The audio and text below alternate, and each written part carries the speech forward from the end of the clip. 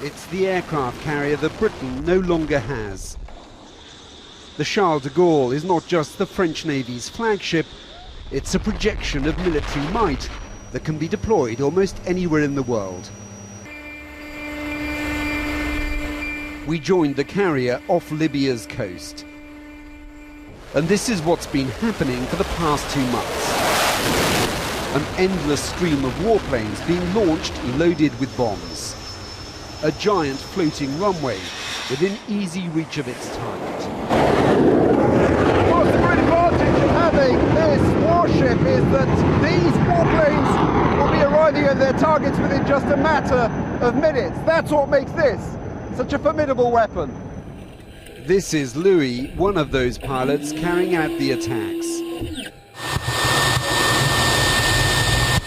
Within 20 minutes of his launch, he'll be flying over Libya, having to face the decision whether or not to drop his bombs. Even if we find a target, first thing we're going to do is to take ourselves to think about it. Is he threatening the population or not? While above deck, air traffic controllers coordinate the flights, below, in 2 cavernous hangars, aircrew maintain more than 20 planes.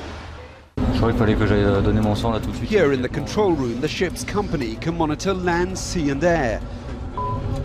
France is the only NATO nation to have this capability.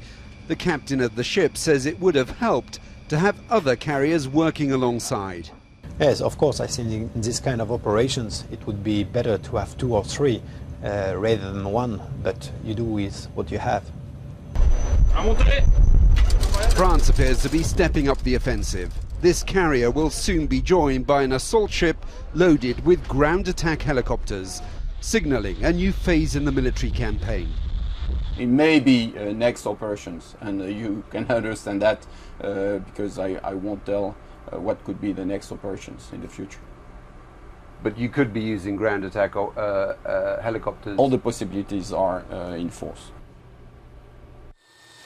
It'll be a decade before British pilots can land their jets like this. France is already convinced their carrier is proving its worth. Jonathan Beale, BBC News on the Charles de Gaulle.